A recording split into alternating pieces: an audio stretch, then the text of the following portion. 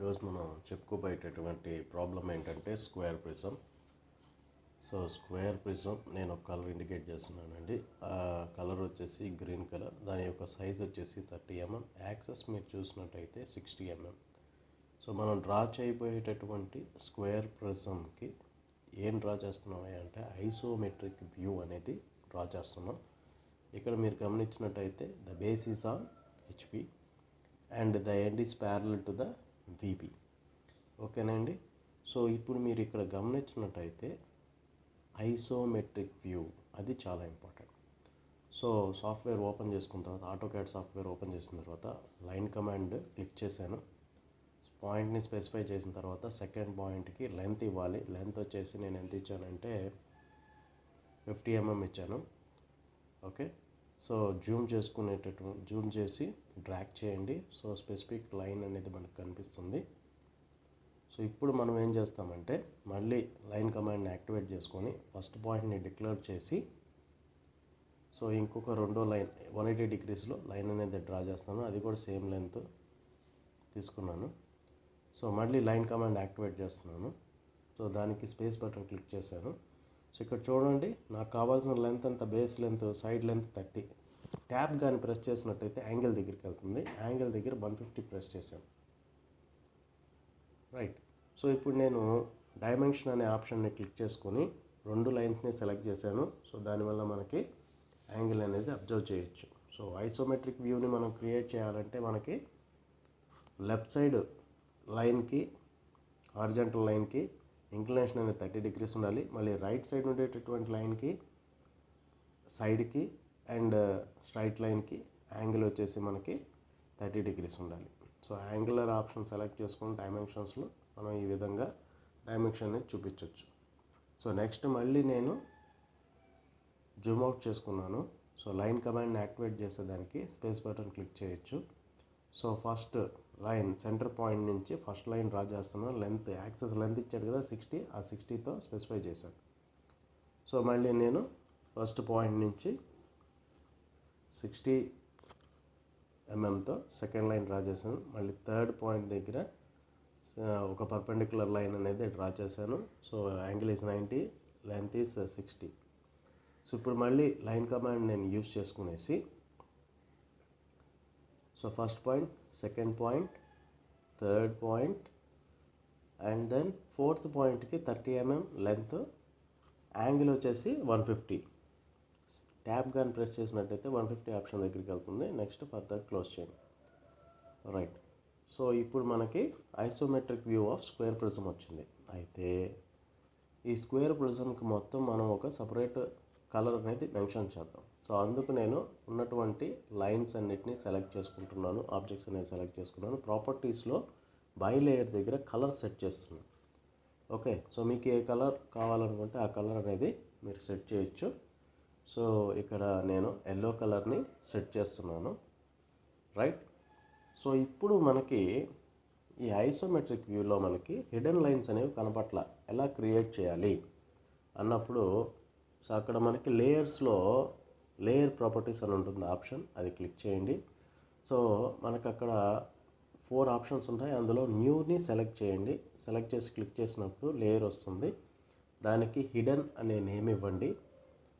So hidden అనే name ఇచ్చిన తర్వాత అక్కడ కంటిన్యూస్ అని ఉంటుంది.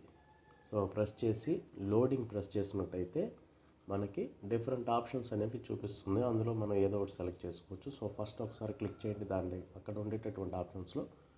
సో హెచ్ అని టైప్ చేయండి, హిడెన్ అని వస్తుంది. సో ఆ హిడెన్లో నేను 5x తీసుకుంటున్నాను మనకి నార్మల్గా కనపడేదానికి. ఓకే ప్రెస్ చేశానండి. కంటిన్యూస్ అన్నది చూడండి. సో దానివల్ల మనకి మళ్ళీ కంటిన్యూస్ లైనే వస్తుంది. సో దానికని నేనేం చేస్తున్నానంటే దాని దగ్గర హిడెన్ అనే దాన్ని సెలెక్ట్ చేసుకుంటున్నాను. ఓకే. సో అక్కడ మనకి హిడెన్ కనిపిస్తుంది చూడండి. రైట్. సో ఇప్పుడు క్లోజ్ చేయండి. సో లైన్ కమాండ్ యాక్టివేట్ చేసుకుంటాం. సో ఫస్ట్ పాయింట్ సెలెక్ట్ చేశాను. నెక్స్ట్ సో మనకి ఫోర్త్ పాయింట్ నుంచి సెకండ్ పాయింట్కి హిడెన్ లైన్ అనేది డ్రా చేశాను because it is invisible line. Again space command press చేసి లైన్ కమాండ్ యాక్టివేట్ చేశాను. లెంత్ వచ్చేసి 30, యాంగిల్ వచ్చేసి 30. సో 30 ప్రొవైడ్ చేశాను. యాంగిల్ రావాలంటే మనకి ట్యాప్ కానీ ప్రెస్ చేసినట్టయితే యాంగిల్ దగ్గరికి వెళ్తుంది, అక్కడ 30 ప్రెస్ చేయండి. సో ఇప్పుడు మనకి ఇంక్లైన్ లైన్ అనేది వచ్చింది. Same procedure, space button press చేసి లైన్ కమాండ్ యాక్టివేట్ చేసుకొని లెంత్ 30, యాంగిల్ వచ్చేసి 150. 30 ప్రెస్ చేయండి, యాంగిల్ వచ్చేసి ట్యాప్ ప్రెస్ చేసినట్టయితే 150 పడుతుంది. రైట్. సో ఇప్పుడు మనం ఏం చేస్తున్నామంటే ప్రతి లైన్ని, అంటే ఇక్కడ మనకు కనిపించేటటువంటి హిడెన్ లైన్స్ని సేమ్ కలర్ మెన్షన్ చేసేదానికి ప్రాపర్టీస్లో ఉన్నటువంటి బై లేయర్లో కలర్ సెట్ చేసుకున్నాను, అది ఎల్లో.